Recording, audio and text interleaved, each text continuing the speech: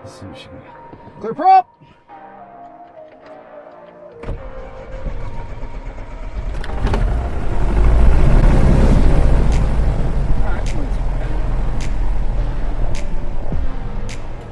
Alright, so we started, fuel pumps off, strobes are on.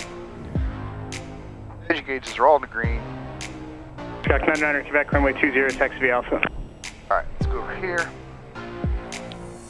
Go to our aux page. Alright, GPS receiver 1, we need to receive at least 74 is inbound on visual 20.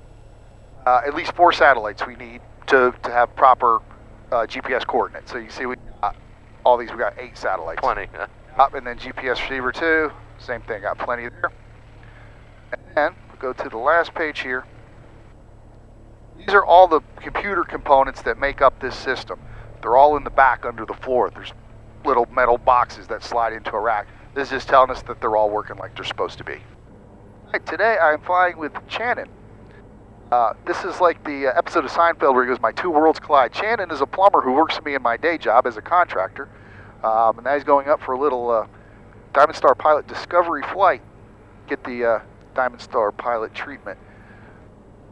He's been up a couple times with a buddy in a Cessna 152. Has not ventured up in the Diamond before. So we're going to do a little sightseeing, maybe work on a few little maneuvers, and see if I can get him to get the aviation bug to bite him. He'll jump in with some training. Yeah, he could be the flying plumber. For my own channel. That's right. Chanin's other claim to fame is I think he is the world's biggest fan of Pabst Blue Ribbon beer. Absolutely. Mr. PBR. We'll have one after the flight. There you go. All right, so back in this area, we don't have to talk to the tower. This is called the non-movement area. As you can see, there's lines right there, a solid line with dash lines right across that entryway. We have to talk to them before we can cross that. All right, let's go to our engine page, and we're going to go to 2,000 RPMs. All right, cycle the mags. So we'll go left mag. And what we're looking for is how much the RPMs drop. So that one was about 100. We have to be less than 175, so we're good there. Basically, I'm just turning one mag off. They're both running, and I'm going to turn the other one off. All right, that one's 130, 140, somewhere. It's pretty close. All right, so that's fine. Put them back on both. Everybody's in the green. That's good, so we're going to cycle our prop. All right, he looks good. And everybody's still in the green. Cockrell Ground, Diamond 526 Delta Sierra, north ramp with uniform, be departing to the northwest. Diamond Star 526 Delta Sierra, Concord, ground runway 20, taxi V Alpha. 20 V Alpha, 526 Delta Sierra. Alright, so we're going to turn these off. Oh, they weren't off. That's not good. There we go. Off.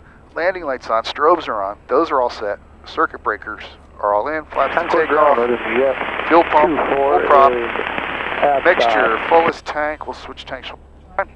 And trim to take off. And we have Concord Tower 526 Delta Sierra, holding short of 20, ready to go. Diamond 526 Delta Sierra Tower, right turn out northwestbound approved, runway 20, clear for takeoff. For takeoff 20, right turn out 526 Delta Sierra. Alright, here we go. Alright, try to get around the center line here. Alright, beat the floor.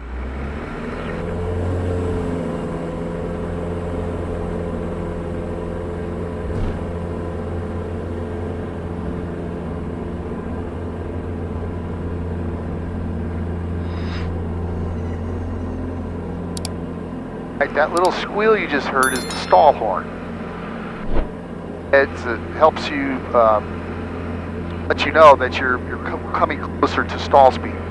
We're about 10 knots over stall speed. That's when it starts going off, so there's no issue here. All right, coming up with the flaps. All right, prop back to 2400. And we'll start our turnout. Traffic, 6 o'clock. A bogey on your 6? This is 200 below us. No, I mean, I can't believe Tower would let somebody be that close to me. Now, I will say, sometimes this thing, if you make a sharp turn or something, they'll think you're the other traffic. Oh, gotcha. All right, so we'll head up towards Lake Norman, do a little sightseeing to start with. Pretty cool. Let's fly over my house. All right, we can do that, see if we can find it. All right, you want to try your hand at some flying? All right, so left hand on the stick, from over there. Left hand. Left hand. right, yep. Feet Oh, on, that's right, because yep, feet on the rudder pedals. Just heels on the floor, you're not using brakes. Okay. If you want, we can head, once we get past the tower, we can turn left if you want to go over the lake a little bit. So to turn, you would just bank the plane with the stick a little bit. And we're trying to hold her at 3,000 or thereabouts. That little brick, if you see him right there under the triangle, yeah, that's our turn coordinator. Whatever side of the triangle the brick is on, that's the rudder pedal we push. gotcha. If you was to start a bank to the left. I need to push to the left. Yeah, so watch, if we start a bank over to the left, see how he's out, so push a little left rudder, you get it back in the middle. Okay. There you go. This scale up here is our bank indicator, 10, 20, 30 degrees of bank. And really Pretty responsive. I mean, I'm just barely touching. that's it, it doesn't take much. And the good news is you're not used to another airplane. When I get people in here who are used to a Cessna or a Piper, Right. they're used to doing this, and sometimes they yank us around pretty good for a while. So, a lot of people think the rudder turns the plane, but it helps. It does not. It helps, right. If you were to just push the rudder and stay level, it would just plow sideways through the air. Actually, Right, yeah. what actually turns the plane, the reason we bank the wings is we're taking some of the lift that's holding us up and turning it into horizontal lift. That's actually what turns us. And the more lift you have on a wing, the more drag it has. So when you lift, say, the right-hand wing, it starts getting more drag, and the plane wants to turn this way. It's called adverse yaw.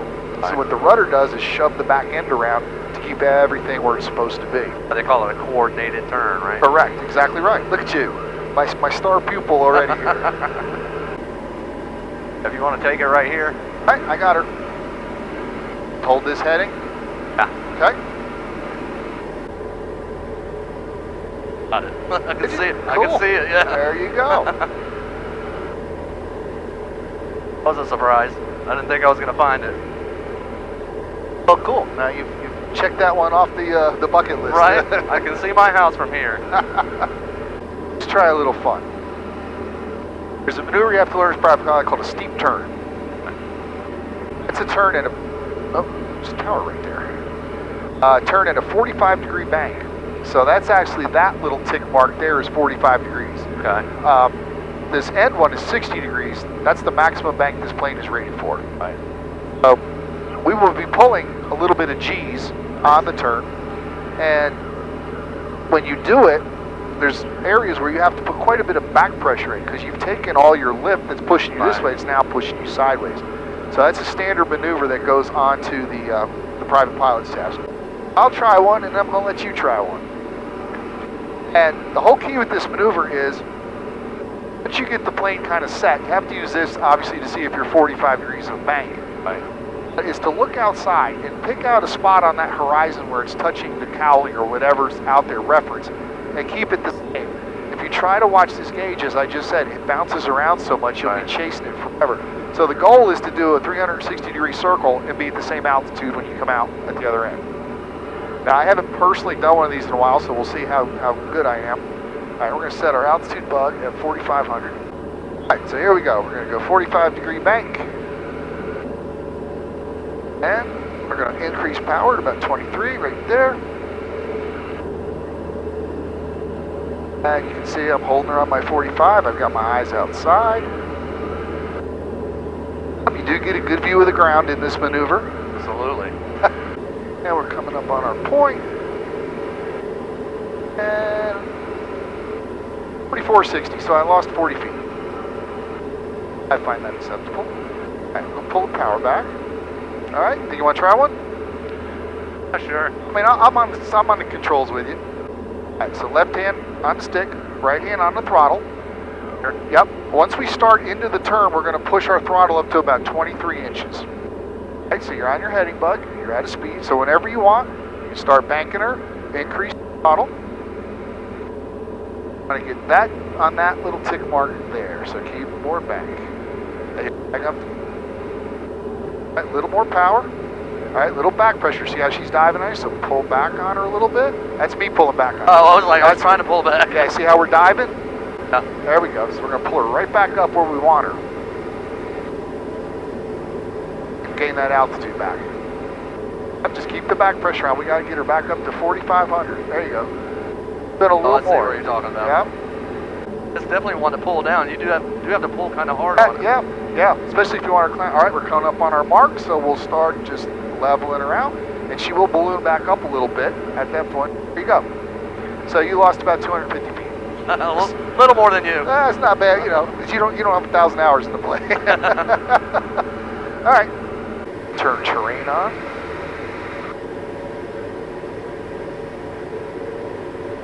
This has a feature that, it's like with the towers, it'll tell us if we're getting too close to terrain. That's the mountain. That's the mountains right there. So obviously we would not clear those.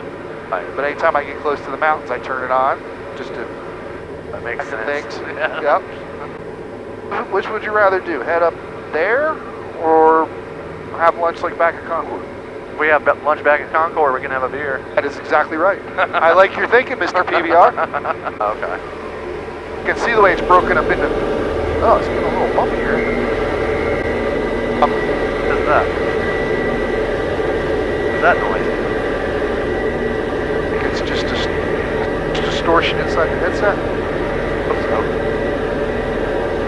Hey.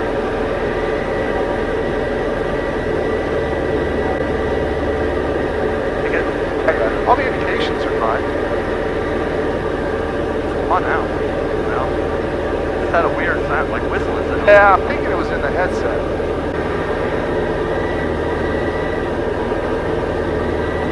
Is that noisy? Yeah.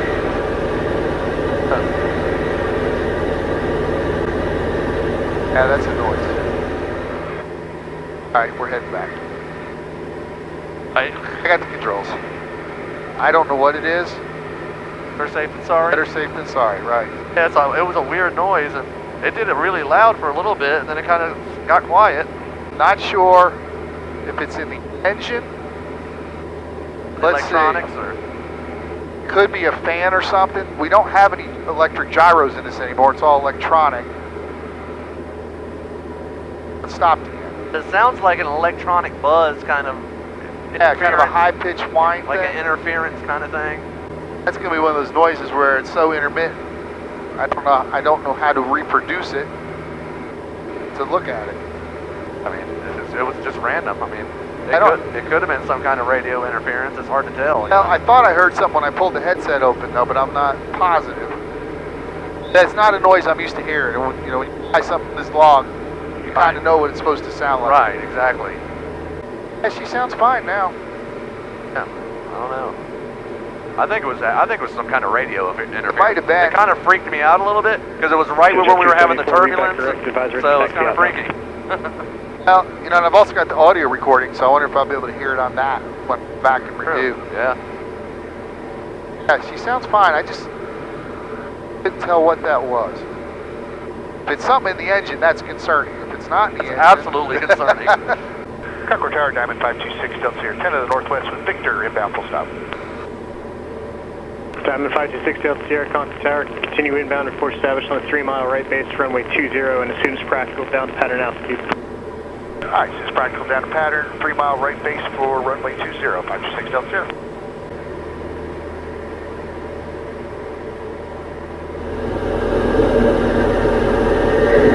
There it is again.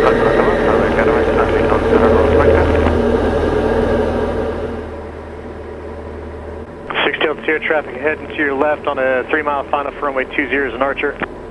Looking for traffic, 6 Delta Sierra. 6 Delta Sierra has traffic in sight. 6 Delta Sierra, follow that traffic, runway 20, number 2, clear to land. Clear land number 2, 526 Delta Sierra. Alright, so we're down below flap speed, put the first notch in, fuel pump, full prop, full rich, landing light is on, and we're cleared to land behind this guy. I'm sorry, did you want to do this landing, Chanin? Good. Okay. I'll let you do this one. Alright. Let me watch a couple more videos first. Okay, there you go. Alright, we got started. Alright. So you see those 4 lights to the left of the runway. Right about where that plane is. There's 2 right now. There's 2 white, 2 red. Yeah. So that's telling me I'm on glide path. If you got 2 white, 2 red, that means you're on glide path. All red means you're too low. All white means you're too 11 high. o'clock. High. 1 mile. Right, flaps are in, fuel pumps on, full bridge. Yep, everything's good. We gotta get her over to the right just a Clear little track bit. 324, Echo Alpha to parking, good day. Echo Alpha Traffic, parking, clear 11 track o'clock. 4, good day. High, less than 1 mile. Alright, looks like we got one turning red, so I'll just level her out a little bit, add a little power. Yep, we gotta keep the speed up so we don't stall. And get back on glide path. A little bumpy today. This probably wouldn't be the best weather for your first landing.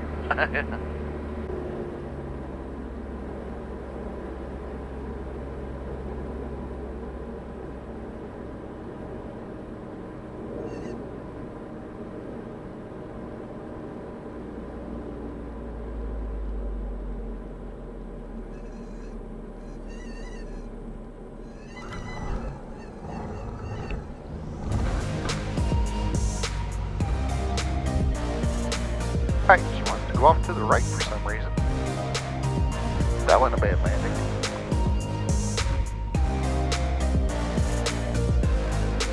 Six Delta Sierra, turn right, Echo Alpha parking, good day. Echo Alpha to parking, every day, 526 Delta Sierra.